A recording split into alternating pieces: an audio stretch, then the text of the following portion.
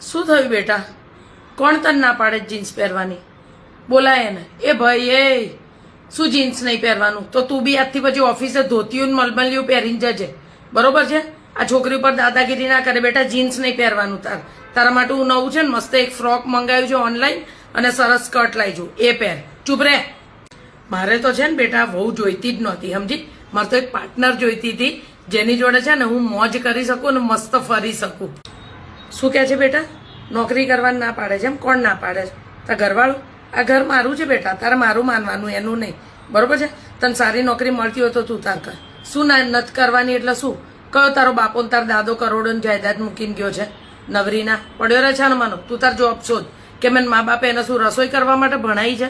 હોશિયારી માર તો બાપ જેવો લખણ ખોટો. હું શું કહું છું દીકા, કાલ તું ફ્રી છે? હું શું કહું છું, સેલ આવ્યો છે ને એક્ઝિબિશન બી આવ્યું છે, તો તું કહેતો આપણે બંને આટો મારીએ. હે ચાલ બપોર જઈએ, કામ પતાય. શું કરે છે તું?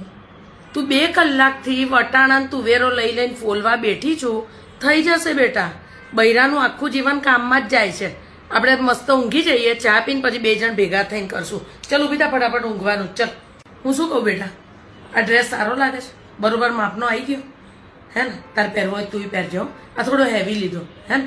હવે જઈએ ત્યારે તું એવું હોય તો તારા માટે આવો બીજો કલર લઈ લેજે. હે ને? શું ગજબની લાગે છે તું જીન્સમાં. મને પેલું સિસોટી મારતા આવડતી હોત ને તો મારે મોડર્ન સાસુ અને મસ્ત મજાની વહુ. સખત લાગે છો.